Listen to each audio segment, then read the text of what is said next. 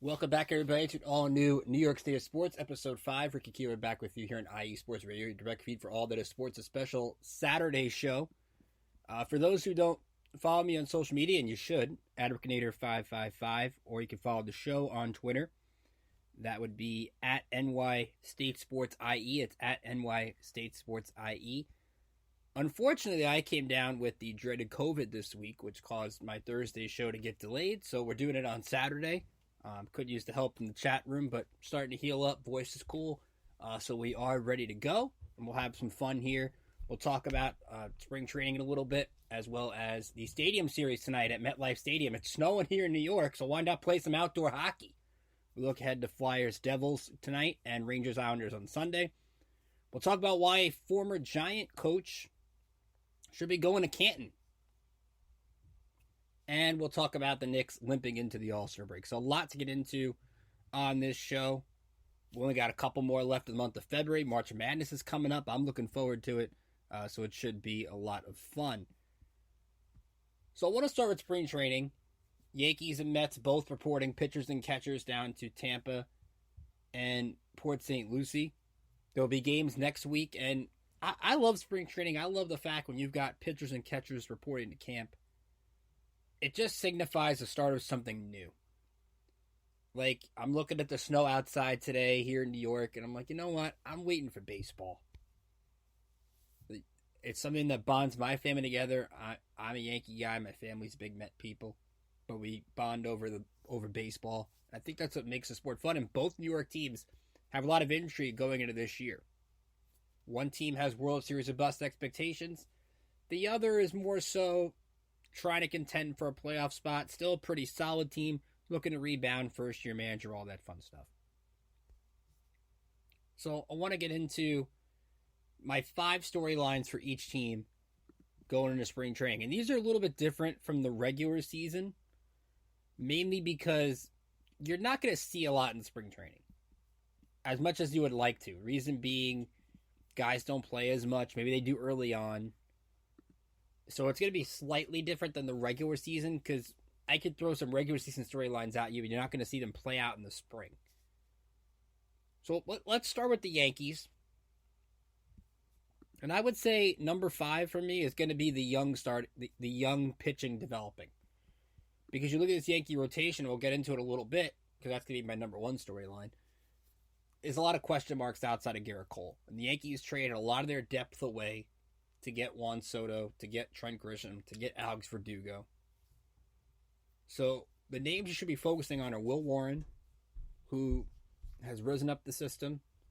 Could be that Mike King hybrid type for the Yankees this year, whether it be as a starter or as that fireman in the long relief, eat a couple innings kind of vibe. Chase Hampton, who was drafted out of Texas Tech a couple years ago. Solid pitcher, got to Double-A. I think he's a guy to keep an eye on. Luis Heel, who's back from Tommy John surgery. I remember covering him down in Staten Island when he started in the Yankees system, when he came over from Minnesota. Guy can light up the radar gun with a fastball. So I'm looking at those 3 pitchers because outside of the 5 that are in there right now and Luke Weaver, there's not much depth there. So usually spring training is when the young guys tend to shine. And I think from the Yankees side, well, I think people are going to be excited to see Spencer Jones and the Aaron Judge lookalike out of Vanderbilt in the outfield this spring in Tampa. I'm more looking at the starting pitchers. I'm looking to see what kind of pitching they could bring into camp this year. Number 4 is Gleyber Torres, who enters the contract year. Does it mean Gleyber's got to have an excellent spring training? No. But you're looking at a guy that's going to look to get a huge payday next year. Final year of his contract, as I mentioned. You look at last year, 273, 25 homers, 68 RBIs. Solid year. He was hitting leadoff. He's not a leadoff hitter. And I think Torres' numbers benefit when the guys at the top are doing their thing. When you look at DJ LeMahieu in the leadoff spot. If Juan Soto contributes, which he should. Aaron Judge, who's been bothering Aaron Boone to hit third. Maybe Aaron Judge will get to do that, even as much as Juan Soto, from all reports, doesn't want to hit second. It might benefit Judge to hit third. And if Anthony Rizzo's healthy, that only puts more depth to have Gleyber Torres see better pitches to hit. Because when he's on point, he's a doubles machine. Defensively, he's not great, but I think he can do some things offensively. And that's what helps him bring it to the table. So that's number 4. Number 3 is DJ LeMahieu. Get through camp healthy. I don't care what he does in spring training. I don't care what numbers he puts up. Get through camp healthy. Yankees don't have a lot of depth at third base. LeMahieu's going to be, right now, the everyday third baseman, which is a definite upgrade for this team over Josh Donaldson. And when he's in the lineup and he's clicking on all cylinders, it's what makes him go. And it's what makes this team go. He's kind of not the lifeblood of the team, I think Judge is, but he's kind of the catalyst. So health, because the Yankees tend to deal with injuries more than any team in baseball. But I would say LeMahieu's help would be number 3.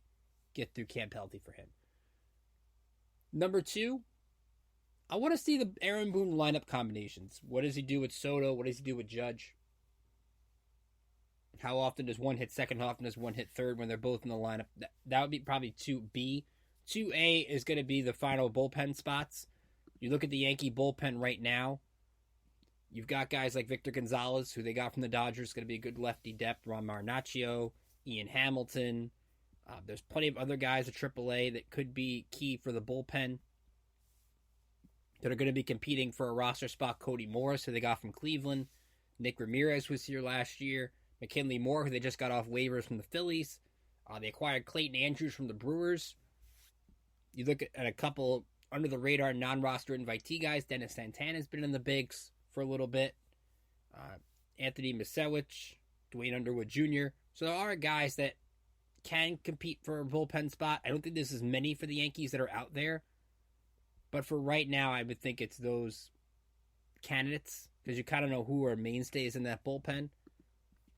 And number 1 is the rotation. Look, the Yankees did what they had to do. We talked about it in the first show. You give up your pitching depth to get a generational talent in Juan Soto, and you hope to extend them. But they need to stay healthy. And the big guy for me is Carlos Rodon, who all reports out of Tampa is he's throwing the ball in the mid-90s again. Last year, going into spring, he had a tough time hitting 90 to 92. Now he's at 95. If that's the case, the Yankees are getting the Carlos Rodon they paid for. Because I don't think Blake Snell and Jordan Montgomery are necessities for the Yankees, much as other fans seem to think so. I don't like throwing bad money upon bad money. And if you view Carlos Rodon as bad money already, it doesn't make sense to throw more dollars at Blake Snell. So he looks right. Nestor Cortez has looked right. He's told reporters that he's looking to pitch when the Yankees go down to Mexico in March. So he's starting to get himself in the right frame of mind and the right health state going into spring. He's on track after last year. Remember, he had the hamstring that caused him to miss the World Baseball Classic and just spiraled out of control from there. Clark Schmidt, can he handle an increase in innings? I mean, he was one of the Yankees that threw more innings than most besides Garrett Cole last year. So they need him. And Marcus Stroman, what does the sinker look like? Stroman last year battled some injuries in the second half. Can he stay healthy and be the pitcher that, close to the pitcher that made the All-Star game a year ago? Because if the Yankees are going to make that run to a deep run in October into the World Series, they need this pitching depth, or at least the starting pitching, to be one of the focal points of the team. Right now, I think they're, and I'll wait till the end of March to give my official predictions. I still think, even though they caught a break with the Orioles right now, having the injury to Kyle Bradish, that hurts their rotation. I think the Yankees are in the top 3 in the American League East, which I think they should be definitely a playoff team. I don't know yet if they're my pick to win the division. I still think there's some more holes than people think. But if they're healthy, and the key word is if, they should be a 90-95 win team. I mean, they won 82 games last year with Aaron Judge missing a good portion of the year. So there's no reason this team can't make an 8-10 win improvement if everything clicks in the right place. Looking at it from the Mets, and number 5 is the Pete Alonso contract. Now, Pete Alonso spoke to the media today, said that he wasn't against negotiating a contract in-season, so there's no deadline. Remember, Aaron Judge had a deadline a couple years ago by opening day. Pete does not have that, although Scott Boras is his agent. We talked about it a couple weeks ago. It doesn't surprise me, and I think it's good for both the Mets and Alonso that they go into regular season out of contract. Pete's going to be motivated to put up his best numbers to get to free agency. The Mets will get the most efficiency out of Alonso. If they're out of it, they could trade him and get some value back and then try to re-sign him in the winter. And I think you just avoid the animosity. Remember that Alonso even said they haven't had many talks outside of the arbitration. So there's no bad blood between the two sides, which is a good thing. I think David Stearns really can't afford to do that. As much as Stearns is here to change the culture, Pete Alonso is the guy most Met fans identify with. He may not be the captain. I think the future captain could be the shortstop. But right now, that's your energy on the squad. So good to have Pete Alonso in the right frame of mind going into camp. So that would be number 5. Number 4, which minor leaguers stand out? We talked about the Yankees. I throw a couple out there that Carlos Mendoza mentioned this week. Jet Williams, who's probably the team's number 1 and number 2 prospect. He's going to get some time at second base in addition to center field and short. He's a guy that can walk a ton, steals 45 bases, hit 13 homers across low A, high A, and double A last year. And he's got speed. Of course, his name is Jet, which is pretty cool.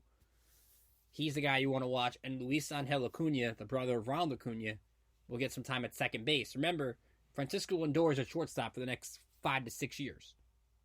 So the Mets will have to get their top prospects playing other positions if they want them to make the big leagues. And Stearns and Steve Cohen are motivated to keep the youth coming in and make this organization sustainable. If that's the case, they have to find spots for Williams. They have to find spots for Acuna. Williams did play center field in the minors last year, which will help. Neither of them, I think. Acuna is closer to the bigs than Williams because he's on the 40-man. I could see Acuna in the bigs this year. I don't know about Jet Williams. I think he could get close. Maybe a September call-up if he has an outstanding year. But we'll see. But the Mets have a ton of good prospects to keep an eye on this spring, whether it's Drew Gilbert in the outfield, Christian Scott, Mike Vassell on the mound. Ryan Clifford would be another name I'd look for if the minor leaguers get in. So the Mets, you'll see some of this talent that they traded for this winter. I think it'll be a good thing. Number 3, I'm looking at the bullpen. I like them bringing in Adam Ottavino. I like them bringing in a couple other guys, and Jake Diekman and Shintaro Fujinami. Fujinami can light up the radar gun. The question is his control. But he's going to be a good multiple innings guy. And the Mets, what they did with the bullpen this offseason is they took away the ability to option. One of the things Billy Epler, who's now been suspended for a year from Major League Baseball, did last year that was a mistake, was he worried more about options and sending people down to the minors than quality. You look at this year's bullpen in between Fujinami, adding Jorge Lopez, Phil Bickford from last year, adding Diekman. There's no flexibility to move guys around. So the bullpen is more so set. It's more just seeing what these guys do in action. What does Jorge Lopez look like? The pitcher that he was with a couple years ago with the Orioles and the Twins, or is he the pitcher that has struggled the last couple of years? Is Jake Diekman showing good control? Do the Rays get something good out of him? We'll see. Because you look at the Mets bullpen depth in the minor leagues, they have a couple of interesting guys that we saw last year. Josh Walker, a left-hander, Grant Hartwig. If you look at some minor leaguers, non-roster invitees, I look at a guy like Nate Lavender, 24-year-old lefty. I think he could do some things. They added guys like Yaxel Rios, Cole Sulcer, Austin Adams. So if they added some 30-year-old non-roster invitees, that could help. But the Met bullpen's pretty much set. It's more so just seeing how these guys come into shape. Number 2, Jeff McNeil. I was looking up a stat the other day. Last year, Jeff McNeil hit the first pitch 200 times. I want to see if McNeil brings that plate discipline to the table. I think Mendoza's got a guy, McNeil, that could hit anywhere around the lineup, but the Mets are at a different level when both Nimmo and McNeil are doing their thing. If that lineup is more well-rounded, because it's a lineup, let's be honest, that does not have much power in it. So they're going to have to do things with contact, extra bases, moving the runners around. McNeil does a good job at that. And number 1, what to do at DH. The Mets didn't get Justin Turner. He went to the Blue Jays. The Mets didn't get Jorge Soler. He went to the Giants. Are they going to get J.D. Martinez? I don't know. I don't think they want to put in the money to get J.D. Martinez. I think if they wanted to get the money, he'd be a Met already. So it's going to be, what does Mark Vientos do? What does Brett Beatty do? I think when you look at, they added G-Man Choi yesterday as a non-roster invitee. Does he provide a boost and make this team off the bench? But outside of that, there's not a lot of intriguing DH candidates. I mean, you could use it to give Pete a break, and I liked what Vientos did at first base. There's DJ Stewart, who right now is the opening day DH. He had a great second half. Can he keep that going? Does Bader get some DH at bats? The Mets have not done a great job the last couple of years with the DH position.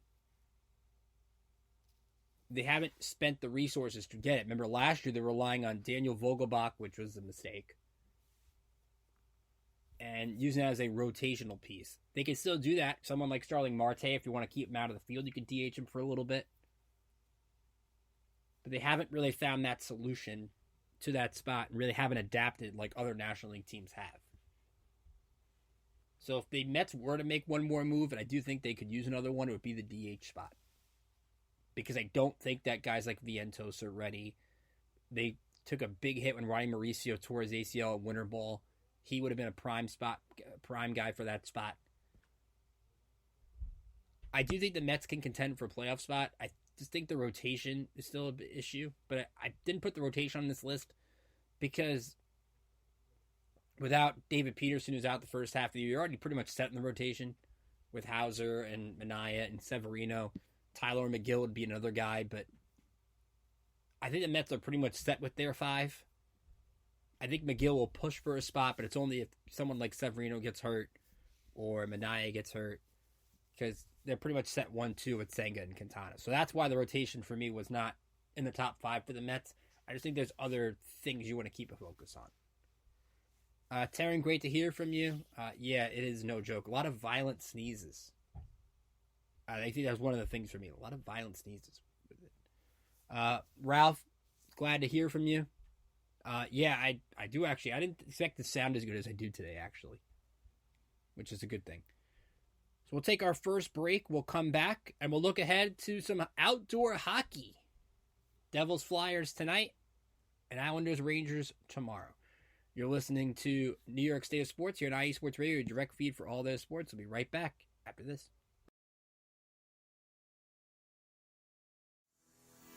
Sports fans, do you like teams that are tough, cities that are tougher, and fan bases that are passionate about their teams? How about teams that are historic and stadiums that are iconic? Then you belong in Chicago, and you need to check out Chi-Town Weekly. Join me, Adam Kernan, every week as we keep up with all things Chicago sports. Bears, Bulls, Blackhawks, Cubs, White Sox. We'll cover them all, plus more. The Windy City is always buzzing, and we'll keep you up on all the big games and major stories. So tune in to Chi-Town Weekly every week right here on IE Sports Radio, your direct feed for all that is sports.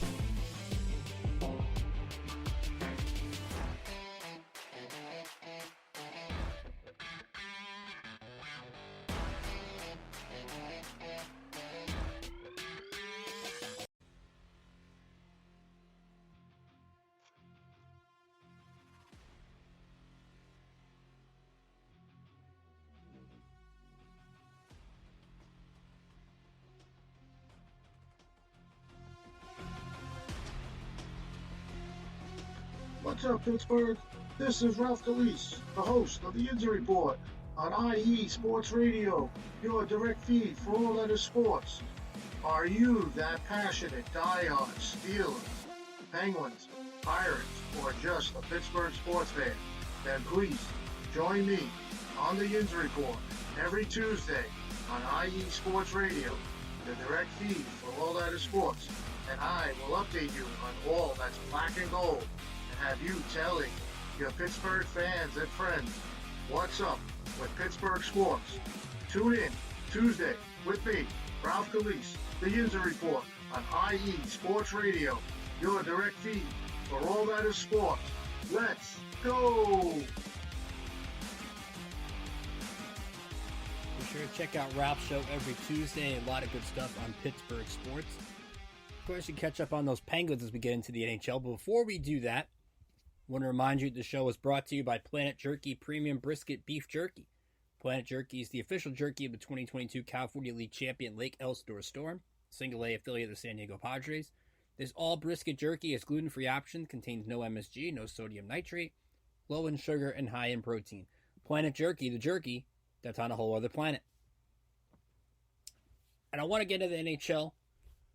I love outdoor hockey. I think it's one of those things that you're not going to find me as the biggest diehard hockey fan out there, but there's two things I will watch in the NHL more often than not. Stanley Cup playoff hockey, for the intensity, the multiple overtimes, all that fun stuff, and outdoor hockey events, winter classics. When I was a kid, I loved when the Winter Classic was on. I would tune to NBC. And be sure to check out Ralph's show Tuesday for a tribute to Jaromir Jagr. So that should be a lot of fun. Former Ranger, by the way. But I love that when the hockey especially comes here. Especially when it's outside. And one of the things I want to rip the NHL first, before we dive into these two matchups in particular. Sunday, the Rangers play the Islanders. Now, we talked about it a little bit earlier. I'll give you the rundown. There is a game tonight, 8 p.m. Eastern on ABC, Flyers at Devils. And then tomorrow afternoon, 3 p.m. Eastern, Sunday afternoon, Rangers-Islanders. The Rangers and Islanders will be playing against each other for the first time since December 2022. That doesn't make sense. And Gary Bettman, I know, was on the Michael Kay show on Friday, and Michael Kay asked him that, well, why does this happen? And Bettman blamed a lot of that on the schedule and said, well, we try to get the matchups everybody wants to see. Well, I love when Connor McDavid comes here and love when you get some of these West Coast games. When you only have an 82-game schedule and you have still divisional play, you need to prioritize divisional matchups. There is no reason why we should be waiting until late February for the Rangers and Islanders to play. Not only do you take away the home game, even though it's technically a home game for both teams in a sense, even though they're playing in New Jersey, but to have these two teams wait this long to play, I think is ridiculous. I think you could give up one of those weird Eastern Conference matchups that aren't in the Metropolitan to get another Ranger-Islander game in there early in the year. To have to wait almost 100, for the Islanders, it's over 100 games. I know from a baseball standpoint, I hate when it takes till July for the Yankees and Red Sox to play. I think it's ridiculous. So that's something I would fix on the NHL. But let's dive into these matchups a little bit. We'll start with the Devils. We'll go in order of who's playing these games. Devils took a tough loss to the Kings the other day. 2-1 matchup. Now, the big issue for New Jersey is got to be their goaltending. They are getting much better goaltending from Dawes. He's got a 2.93 goals against, 90% save percentage. So he is playing much better with Vanacek hurt. But you're looking at New Jersey looking to find some goaltender depth at the deadline. Whether that's Markstrom, you got the Saros from Nashville. Whether it's the goaltender from Calgary. I know Markstrom that they're looking into. This is a young team that just needs goaltending to find its way now that Jack Hughes is back. You look what New Jersey did this week. At a tough 1-0 loss on February 10th, lost in overtime 1-0 to Carolina, then beat the Kraken 3-1 on the 12th. And the last two games, they beat Nashville on the road, which isn't easy, 4-2. And then a tough loss against the Kings in a game where Dawes played well, 27 saves, but they weren't able to get the big goal when they needed it at the end of the game. And this is a New Jersey squad that has the ability to put up a ton of goals when you look at Hughes and Timo Meier and Nico Hischier. They've got the ability to put the puck in the net. The only thing that's stopping this team, I think, is goaltending and defense. And you look at this matchup with the Flyers, this is a big game. Philadelphia right now would be in the playoffs. They're 4-0-1 coming out of the break, which is huge. They've got John Tortorella as the coach, who's familiar with coaching in outdoor games, which we'll get into in a little bit. The Devils right now are 2 behind Detroit in the wild card.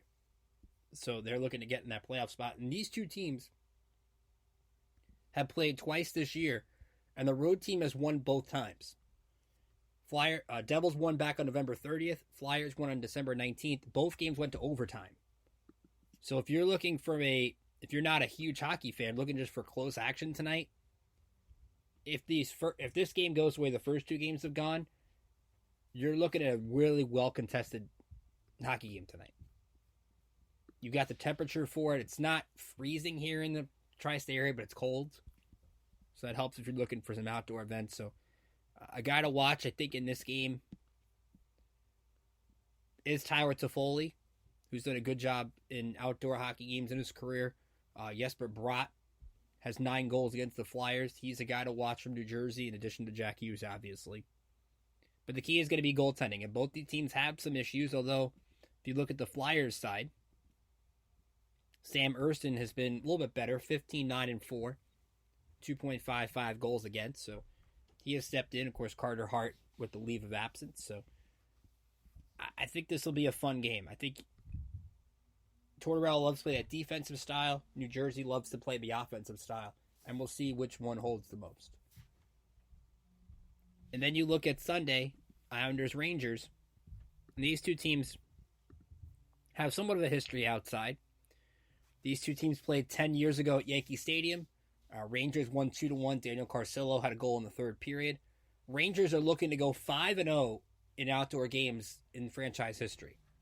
The other couple games were the 3-2 win over the Flyers in the Winter Classic in 2012. Rangers also played the Devils 10 years ago in the Stadium Series. They won 7-3.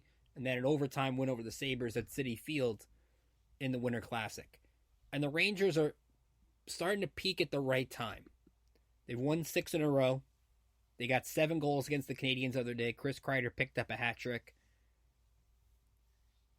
If there's one concern right now with the Rangers, it's health. Blake Wheeler gets hurt in the Canadiens game. He's now on long-term IR, so the Rangers will desperately need some help at right wing going into the deadline. I think Chris Drury has to spend on this team. I think they've earned the right to be spent on because it's the team that should go for a Stanley Cup. Igor Shesterkin played much better against Calgary last Monday. He'll get the start here. I think you're starting to see the work he's doing with Benoit Allaire, the goalie coach, starting to come into fruition. And the key, I think, for Peter Lavalette, who, by the way, the Rangers are undefeated in outdoor games. Peter Lavallette's 0-3-1 as a coach in outdoor games, so something's got to give. But he's going to make the decision to put Jimmy Vesey on that front line with Mika Zibanejad and Chris Kreider, and that's the right thing. Vesey played well Monday against Calgary. So right now, if you're Laviolette, the same way he went with Jonathan Quick as the hot hand, I think you got to do the same thing here. So that should make for some fun line adjustments. But I think if you're the Rangers, you have to add forwards, you have to add wings, you have to find a way to make this team get more depth and quality depth at that. If it means get up the first round pick, so be it. Because when this team is clicking the way it is now, it is a team that has potential to make a deep run in the Stanley Cup. Easily. On the Islanders side, you look at what they're doing right now, and they lost in overtime to the Kraken the other day, 2-1. You thought things were starting to turn around. They beat the Maple Leafs. They beat the Lightning coming out of the break, and they lose 5-2 to Calgary, where they give up 3 unanswered goals before New York tried to make a rally in the third, all for naught. And then against the Kraken on Tuesday, they lose 2-1 to shootout. Islanders get 27 shots. You're seeing Patrick Waugh kind of take a different approach to practice, trying to get this team more disciplined. They've got Sorokin in net. I think the key is going to be for the Islanders find that secondary scoring besides Matt Barzal. Kyle Palmieri is somebody I think you should watch in this game. But right now, when you look at the Islanders, there's just not much of offense, and they've got to get those things going. Brock Nelson's going to be, I think, a key piece in this game, because I think this game means more to the Islanders than the Rangers. Rangers have at least built themselves back up a 6-point lead for the top spot in the Metropolitan. And meanwhile, when you look at the wild card, the Islanders are a point behind the Devils. So I don't think that either the New Jersey or the Islanders will catch the Rangers. So both are going to be looking for either playoff spots or to get closer to Philly for that third spot. They're a top 3 in each division get in. I expect this game to be fun. It's going to be physical, and I think the one thing you look at outdoor games, I don't think you get a lot of goals scored. Mainly because it takes a while to get used to the outdoor ice, which, reading Emily Kaplan's Twitter, it has to get kept at 26 degrees, which is interesting. But I think the Winter Classic, I want to see more events like this. It's fun. We'll recap it next week on the show. It gets me tuned into the game. And I can only see it go up from here. The other interesting topic I want to dive into before we go to our last commercial break is the Super Bowl, and just one aspect of it. I'm not going to get into the whole thing with the Super Bowl. It's been a little bit old. We've gone a long while without it. The only thing I'll talk about non-New York with that is I think the Niners should have kicked the ball off first, try to match what the Chiefs are doing. I think Shanahan lost this team the Super Bowl, not the quarterback, not the defense, even though he fires Steve Wilkes, the defensive coordinator, which I think is, you could argue maybe they had disagreements early in the year, but just a bad optic.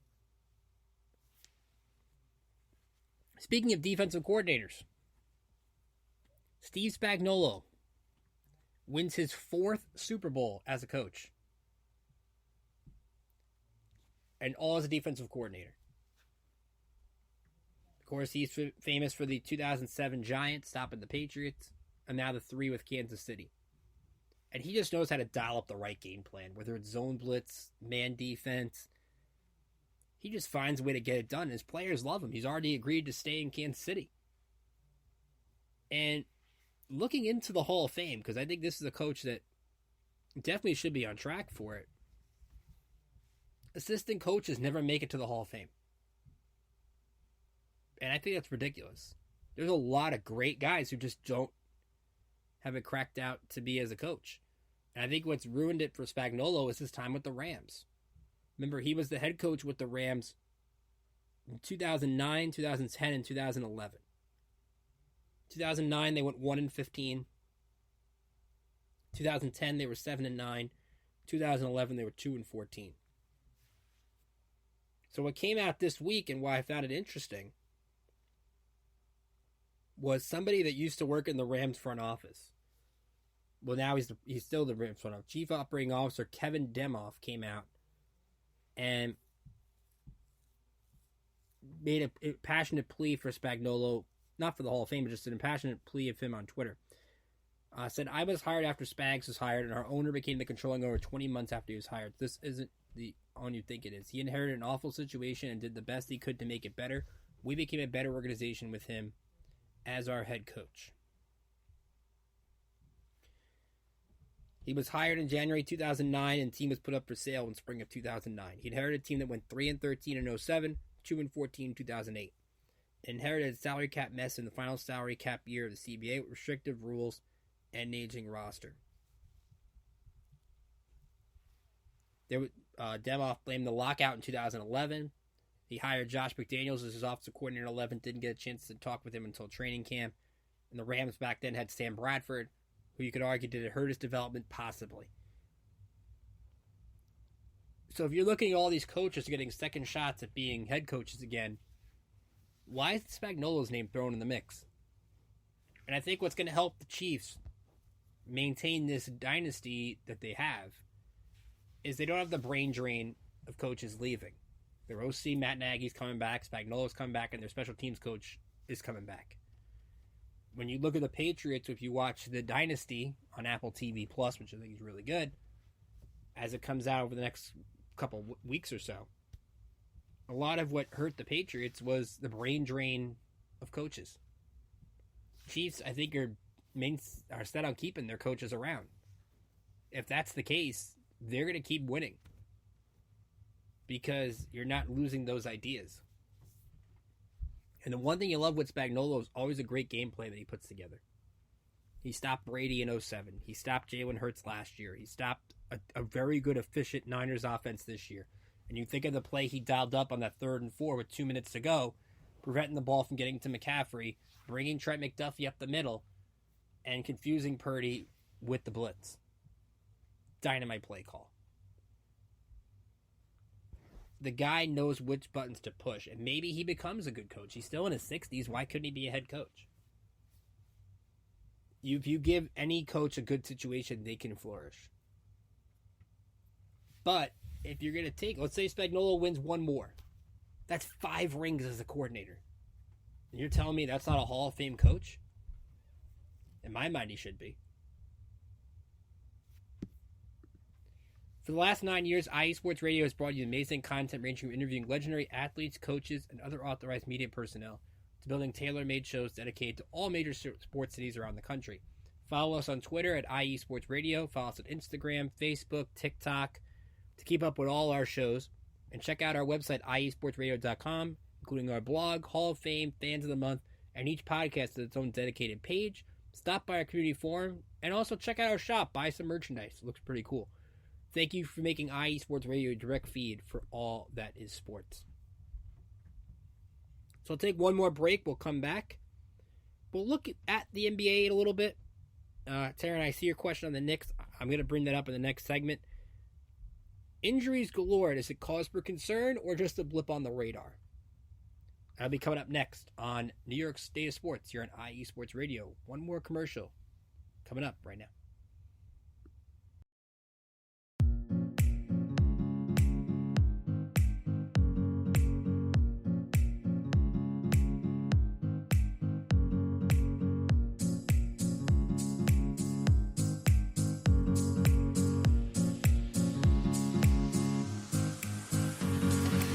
Hey there, sports fans.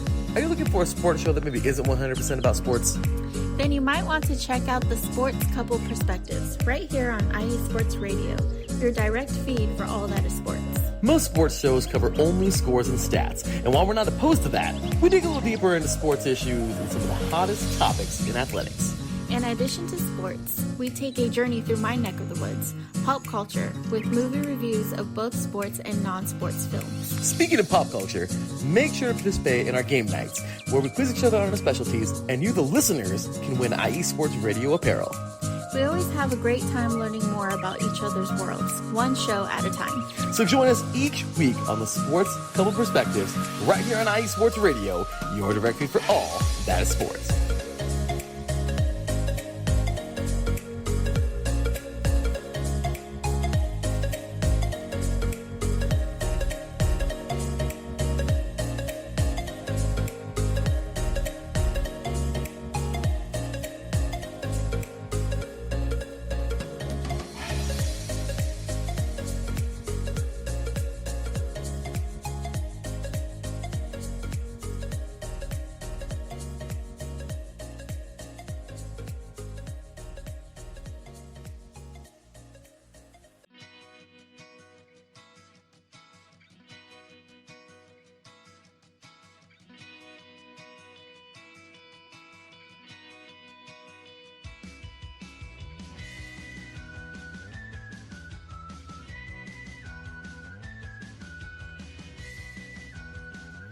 Hey, Cleveland and Columbus sports fans. This is Jen B., host of the Show of the Land on IE Sports Radio, your direct feed for all that is sports. If you love Cleveland and Columbus sports like I do, be sure to tune in live to the Show of the Land on Tuesdays, where we will cover the Cleveland Browns, Cavs, Guardians, and Monsters. We will also talk about the Columbus Blue Jackets, Crew, Fury, and of course, the Ohio State Buckeyes. We'll also cover other colleges in the area like Akron, Kent State, Cleveland State, Mount Union, John Carroll, Baldwin Wallace, Youngstown State, among others.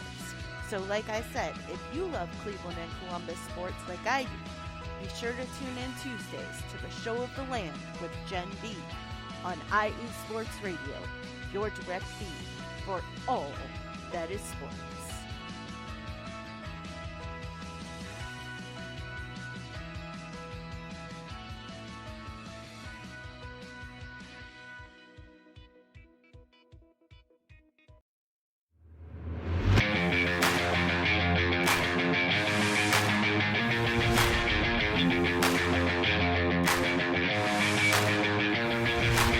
What's happening, sports fans? Are you a fan of Southern California sports? Are you looking for a show hotter than a hot summer day in California? Then look no further than the SoCal Supreme Sports Show, where I talk about all things Southern California sports. That's right, all sports teams from Southern California.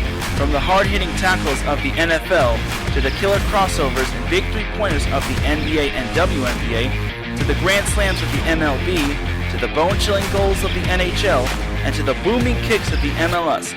The SoCal Supreme Sports Show has it all for you. Oh, and let us not forget about the college sports as well. So join me, Taryn Rodriguez, every week here on IE Sports Radio, your direct feed for all that is sports.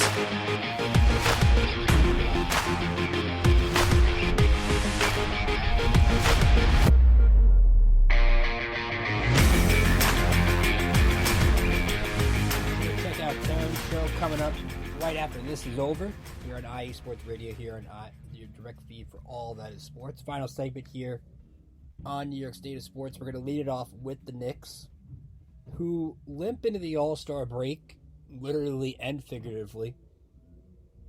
And I think you've learned since we were last here, remember all the excitement from last Thursday's trade deadline. We were all enthused about all the moves the Knicks made. I think you're still in the right to be happy with those moves, because I don't think the last 4 games should be taken with any more than a grain of salt. You don't have Julius Randle. You don't have OG Anunoby.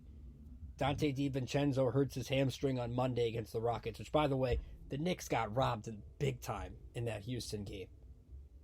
You're telling me that, yes, there might be some contact. You're telling me the ref is looking at that play and sees that contact affected the play when the guy just chucked up a 3 to try to get a shot up before overtime? Though the Knicks won't win that protest. They filed one, it cost $25,000 to do it, so I think they should do it. But by rule at the protest, you have to show that the ref misapplicated the rule, not about a foul. So I don't think they're going to win that protest, but they're not going to get that overtime replayed or anything like that. But that was just ridiculous. It just showed the bad luck the Knicks had because they had fought back to get in that game to begin with and just fell short. So you don't have DiVincenzo. Hardenstein gets the sore Achilles in the Mavericks game. He misses the last couple of games. And you're looking at Taj Gibson on his second 10-day contract, Charlie Brown, and Jacob Toppin, who's in the dunk contest tonight, but has played mainly G League basketball this year. Jalen Brunson can only do so much. The only thing that was disappointing in the last game they played, which against the Magic, the Knicks defense was terrible. Orlando shot 63% from the floor. Paolo Banchero had 36 points. He was 15 for 20 shooting. Orlando as a team had the same amount of rebounds as the Knicks. If you look at the three-point range, Orlando was 12 for 26. That's 46%. They had 25 assists. The Knicks had 15. So New York got outplayed by a decent Magic team.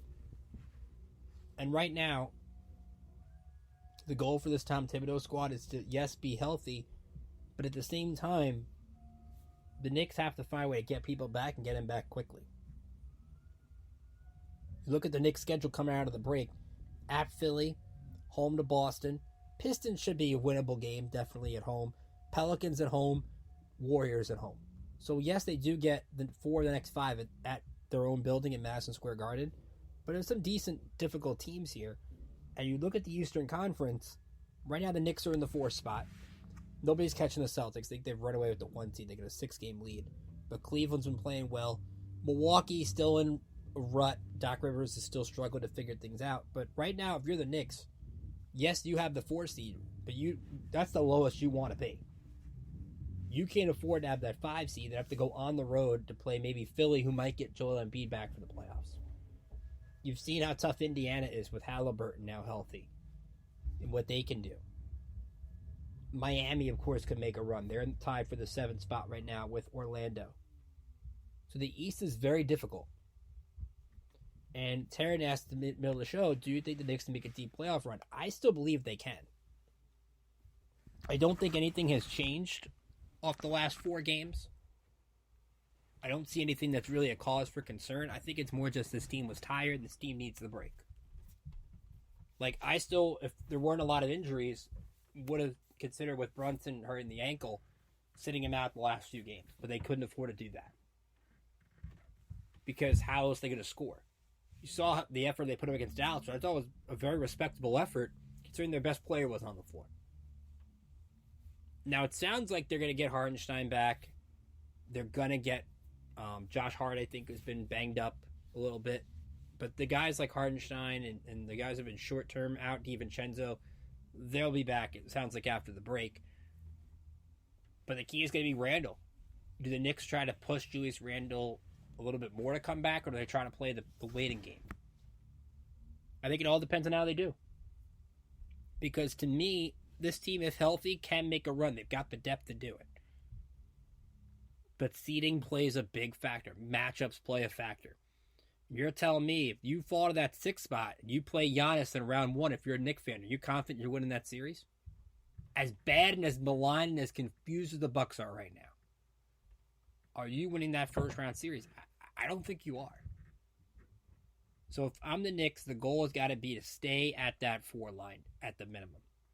Get yourself that home court in the first round. I know Jalen Brunson was on the Celebrity All-Star game last night, and he said a lot of Knicks fans are penciling us into the conference finals, and it's great, but they're focusing on one game at a time. They're focusing on the chemistry, focusing on clicking together. Because they've added the Bogdanoviches and the Burkses into the mix. Now they have to start learning each other. And then when Randall and Anunoby and Robinson come back, now you've got to learn each other again. So the chemistry is going to keep changing. But it's all about what this Knicks team can do, I think, toward March and April, more so than in February. Like, every team goes through a blip like this. I'm willing to give the Knicks a pass.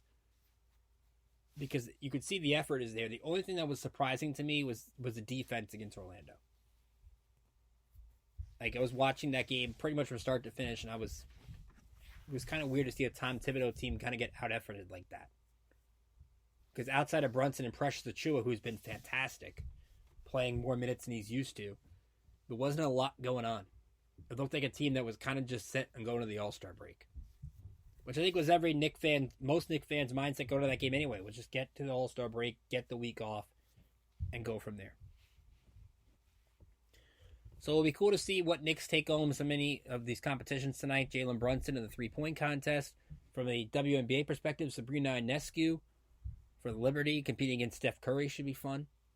Ionescu, of course, the WNBA three-point leader and the three-point champion against, of course, the best three-point shooter of all time in Steph Curry. That should be a good time. And then Jacob Toppin in the dunk contest. I think it's cool that at least Jalen Brown's in it because I like when All-Stars compete in these events. I don't really like when they make G League guys come and compete here.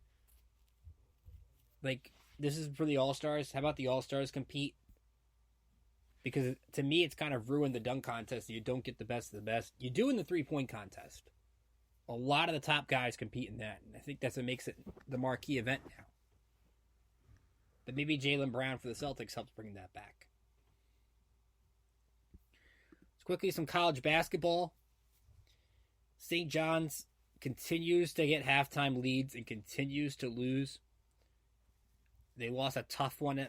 They had the lead at Marquette by double digits on Saturday. It looked like it was going to be a statement win for them. They fell short. You look at them going to Providence where they got dominated early. Sean Conway sparks the team. They get the lead at halftime. They don't win. And I think the big story for this season, and now St. John's is probably the next 4 out, maybe even below that. They're going to have to go 5-1 the rest of the way. And by 5-1, I mean the one loss has to be maybe to Creighton to have a shot at getting in.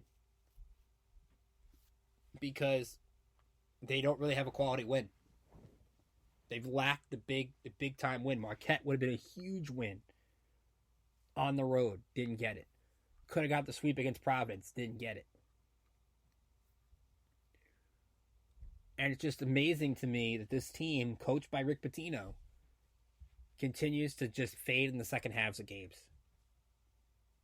And you look at their captain, Joel Soriano, who was supposed to be, a month ago, he looked like a guy that could be Big East Player of the Year. Now he's a guy getting benched. And Ejiofor, the backup center, is giving them more than Soriano is. And you look at the Providence game in the second half, Soriano commits 3 bad fouls in a row, gets himself fouled out of the game.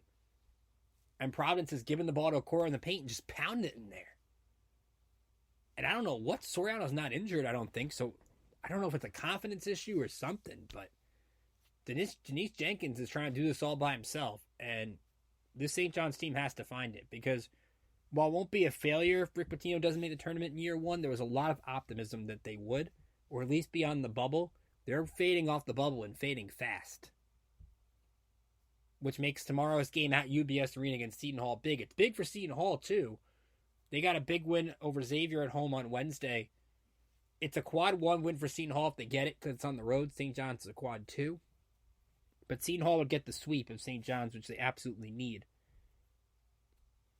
And you look at Seton Hall's schedule the rest of the way, they still got a lot of good chances of quality wins. They get Butler at home on the 24th. They get Creighton on the road, at UConn, Villanova at home. So they still have a shot at some wins. Villanova getting the sweep would be big because Nova's back on the bubble. Remember, the first time these two teams played, Seton Hall kicked the stuffing out of St. John's. Rick Pitino had COVID, didn't coach. Jordan Dingle was out. But how much has really changed? And right now, St. John's is, I believe, like a 7-point favorite, which I don't see it. But that, you also have a Red Storm team that hasn't made a three-pointer in 2 straight second halves. In an era where you need shooting, they're not doing that. So a lot of pessimism around the St. John's program right now, and I think rightfully so. Not for the long term, because I think Pitino will figure it out. But this collection of guys really need to put it together. Just not a good start for them. Well, not a good last couple weeks. ACC action later tonight. Syracuse will take on Georgia Tech. Orange are favored by 1.5 in that game. Syracuse this week has NC State on the road, so that should be a fun one. In the Big Ten, taking a look at what Rutgers got. Rutgers actually has played well. They're 14-10. They got a big home win over Wisconsin last week, who was in the top 10 at the top 15 at the time. They beat Northwestern at home this week, and Rutgers can get these 2 wins. They got at Minnesota coming up on Sunday, and then they have Purdue on the 22nd, which I think is next Thursday. Maybe we'll do a preview of that game too next week. If Rutgers can beat what the committee deems the number 1 overall seed right now, and they win these next 2, Rutgers you got to put on the bubble, because they're starting to get some quality wins on their resume as they vaulted up to 6-7 in the Big Ten, which right now is 8th. And they're only a loss back of Northwestern and Michigan State, so Rutgers has put themselves into the mix. So Steve Peichel always seems to do a good job. If you want to look at other leagues, there's not really that much else to look at for college basketball. I'm looking forward to the big game coming up in a few minutes. UConn and Marquette, 2 top 5 teams going at it. So that should be some fun. Next week on the show, we'll look ahead to some soccer. Now, as you know, I'm not the biggest soccer guy that's out there, but MLS is getting underway. So we're going to definitely talk about the NYCFC and the New York Red Bulls. So those first couple games, and I'll get those for you in a second. February 24th, New York City, NYCFC will play Charlotte. That game will be in North Carolina. And then on February 25th, the Red Bulls will take on Nashville in Tennessee. So both these teams are not at home the first week. I believe it's March 2nd. Nope. NYCFC is not home their first couple of games. Their home game, I believe, is March 9th against Portland. And then for the Red Bulls, their home opener is going to be on March 9th as well against Dallas. So we have a little bit while before we get home soccer in March in New York. We'll look at both those teams. I do want to try to see if I can record something with a soccer guest this week. Can I get you guys some insight and some expert analysis on these teams? But I will do my best to dive into those as best as I can. We'll have some spring training baseball to look forward to. We'll have some games to preview. I haven't decided yet if I'm going to do like a 3 balls, 3 strikes kind of thing with spring training. I want to do that with the regular season to kind of update you throughout a long baseball year, kind of my highlights of the week and my lowlights of the week. Let me look at the big picture stuff. Combine will be coming up soon. That should be fun. There was a really weird trade that Mike Tannenbaum suggested on Get Up that the Giants should trade Daniel Jones to Cleveland for Deshaun Watson like that. You don't want that headache in New York. Whether it's injuries, whether it's the PR nightmare that would be, there is zero reason to want Deshaun Watson wearing a Giant uniform. To wrap up the show, I noticed WFAN had a big thing for Alex Rodriguez yesterday. And a lot of their debate, a lot of the talk was that, they should put A-Rod into retired number for the Yankees. The Yankees already retire enough numbers as is to the point where they're going to start making players wear decimal points. But here's my thing. As much as what A-Rod did for the Yankees and winning the 2009 World Series, and you have to give him credit for that, finally breaking through, getting the monkey off his back, if you will. The problem of giving A-Rod a retired number, which is such an honored distinction in New York, the man sued the Yankees. All the PED stuff, putting the Yankees through that night, and who could argue back then who was right, who was wrong, whatever. The fact that you don't get your number retired till you sued the organization, Alex. It just doesn't happen. And the Yankees gave him a decent send-off in his last game. It could have been a lot more here. I think that was really, as much as A-Rod got one, all the postseason failures prior to 2009, I think, stand out. And then all the chaos from 2012, 2013, all those things. You can't expect now the Yankees say, here, Alex, here's your retired number. Doesn't work that way. So thanks for all for tuning in. Thanks for waiting the extra couple days for this episode. Glad I could get to do one for you guys this week. We'll hopefully be back to regular time on Thursday. We'll recap the Stadium series. We will do some spring training, and we will also look ahead to some soccer between NYCFC and New York Red Bulls. We'll look ahead to their season, and we'll have some fun with that. Remember to follow me on Twitter at Nader555. That's at RICK, letter I, Nader as in Terminator, and 35. You can also follow the show on Twitter at NYStateSportsIE. That's at NYStateSportsIE. A lot coming up for you on IE Sports Radio this week. We got the hockey. We've got the Daytona 500 coming up. That should be a lot of fun this week as NASCAR gets underway. Stay tuned for all of our shows right here on IE Sports Radio. Your home, your direct feed for all that is sports. Have a safe weekend. Dig out of the snow. Stay warm. See you back here next week.